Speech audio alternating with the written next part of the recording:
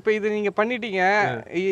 இப்போ இது பார்த்தா என்ன சொல்லுவாங்க? உண்மையிலேயே இவர் வந்து சும்மா தான் ஏமாத்துறேன்னு சொல்லுவாங்களோ திருப்பி? இப்போ அதை நீங்கள் பார்த்துருக்கீங்கல்ல, நான் நேராக பார்த்துட்டேன். நேராக பார்த்துட்டேன், கேமராலையும் பார்த்துருக்காங்க. ஆமா. இல்ல மக்களே அவர் வந்து அவர் சும்மா சீட் பண்ணிலாம்